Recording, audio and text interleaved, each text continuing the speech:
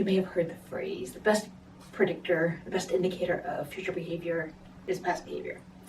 And that is absolutely true in our homeschool when it comes to things not working.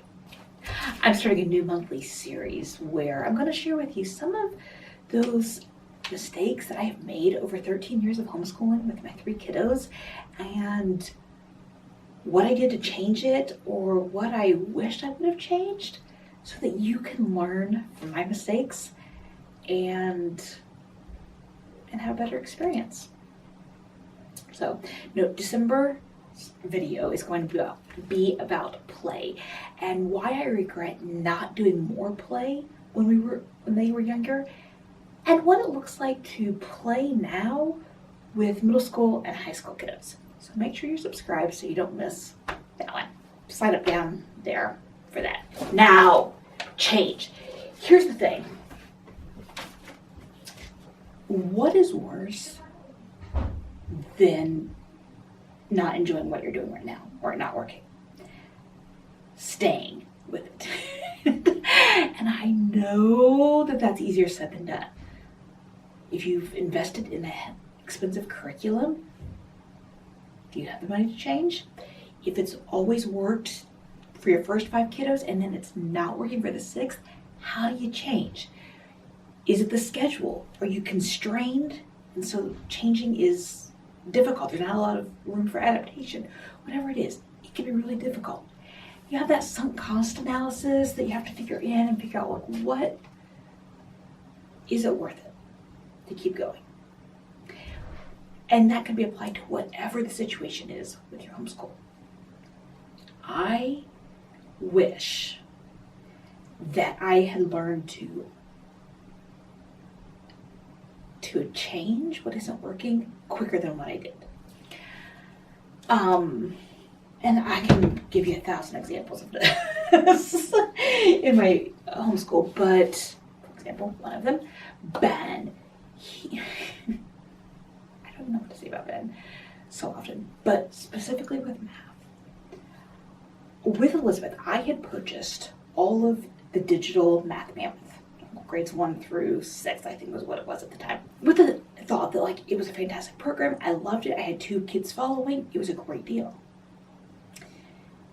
And then Ben, it was an absolute horrible fit for him. And I tried. I didn't want to invest in anything else because I already had this math. It was great. I understood how to teach it, worked with my brain. I already owned it. All it was going to be out was more printing. But it wasn't working. And so I tried tweaking it. I tried this and I tried that. And I couldn't make anything work. 2 years of this. And finally I said, no, I'm not doing this anymore. And once I changed, math was enjoyable again. Now, he doesn't love math,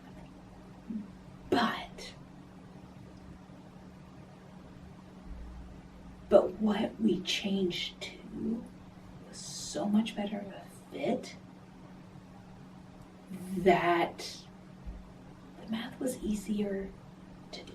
Another example was me continuing to teach math once middle school hit.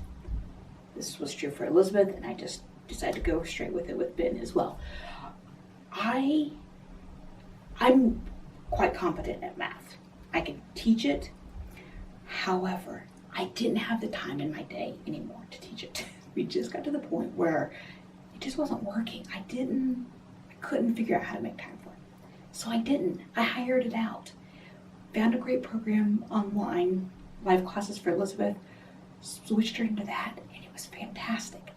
Then I had the space to still help her, but I also had the space to work with my other books. So that was huge. And luckily that was one that I learned pretty quickly. When we were doing pre-algebra, I realized that there was just no way it was going to work to do algebra and higher with her. So thankfully, I caught on to that one pretty quickly. You know, there's great, I've talked about this before, I think there's great benefit in teaching our kids when to persevere. Sometimes you just have to stick with it. whether that's figuring out a way to make a schedule work, figuring out a way to make a math program work, whatever it is, there is a great benefit in that. I also think there's huge benefit in teaching kids when to make a change outside of homeschool. Especially, I think about this so often.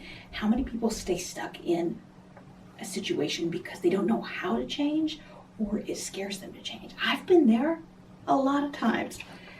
And so modeling that in this kind of an environment is a great time to model it, like, so that they can see when you stick it out and when you keep working. And there's lots of great ways that you can adapt schedules and adapt curriculum to work. I've got a couple blog posts with all kinds of ideas, and I'll try to remember to link it below. Because I do, especially with expensive curriculum or if budget is tight, I firmly believe in finding ways to make it work. I don't want to have to redo my lesson plans, for example. I use Homeschool Panda, and so I've got all kinds of lesson plans already in there. I don't want to have to redo that. But if it's not working, you got to make a change. Because if the past 3 months of your school year have been miserable because something's not working, do you really want to do it for 5 more months? I don't think your kids do, and I can't imagine you do either. If you're resistant to change, or your kids are resistant to change, I'm not great with change. Military wife, fantastic skill for me. But if you're resistant to change, it's okay to make small wins. It's also okay just to rip it off and jump head first into something new and go for it. Don't stay stuck in a bad situation in your homeschool. These days are so short. You don't want to be miserable. So listen to your kiddos and yourself and be willing to go for the change. I'll see you in the next video.